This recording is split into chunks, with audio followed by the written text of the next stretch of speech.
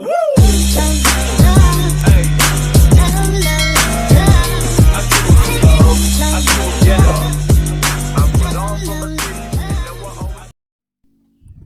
mga Kadalo Vlogs. Ito na naman tayo. Nagluluto na naman tayo ng batong. Yan, nahanda na yung kahoy para naman lagyan ng apoy. Para naman makapagluto na naman tayo. So yan. So pinapainit pa lang yan, pinapapoy pa lang. So yan, pag yan, sumobra na yung apoy at saka init na yan, lalagyan na yan ng kawali. Yan, tapos yung kawali naman, pag-iinitan mo na. Para naman pag nalagyan ng mantika, madali na lang siyang kumukulo. So yan, lalagyan natin ng mantika yan. Yan. Para naman mabilis na siyang kumulo. So yan na. So yan, kapag kumulo na yan, ayan na muna natin. Ipakalat muna natin para maano naman yung init ng mantika sa gilid-gilid ng kawali. So yan po. So yan, sobrang init na ng yung kahoy niya, umaapoy-apoy na. Yan. So, anahin natin. Kailangan natin kasi yung sobrang init talaga. Para naman maano talaga yung maluto na yung mga yan, lamas. Ayan, nilagyan na yung ahos. So, kumekas muna natin yan, yung ahos niya.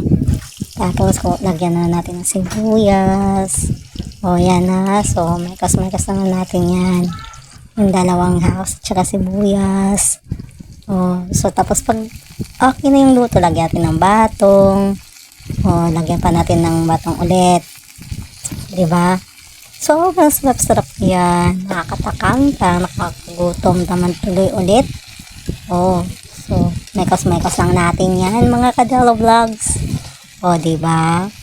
Para naman mahalo yung niya, yung mga ahos at saka sibuyas niya. Diba? So, takpan muna natin para naman maluto talaga yung bato niya sa loob. So yan. Diba? Binuksan natin. Tapos, yan, lutong-luto na. Diba? Umuusok-usok pa yan. So, lagyan natin ng toyo or patis. Diba? Yan, sa verse 1 pa yan. Baka naman. So, sige. So, yan. Tapos, lagyan natin ng ginisa. Parang may pampalasa naman siya, diba? Parang, nakakatakam na, sobrang nagugutom na ako. Sarap na kainin diretso, mga Kadalo Vlogs. Diba? So, mekas naman para mamix yung niya, toyo or patis niya, diba? Sarap na, malapit na ata maluto to. So, lagyan natin ng tubig. Para naman may sabaw-sabaw din siya, diba? Masarap kasi yung may batong na may sabaw. Pag inalo mo sa kanin, sarap-sarap. Yummy. Oh yeah. So yan, mekas. Yan, hanggang maluto-luto siya.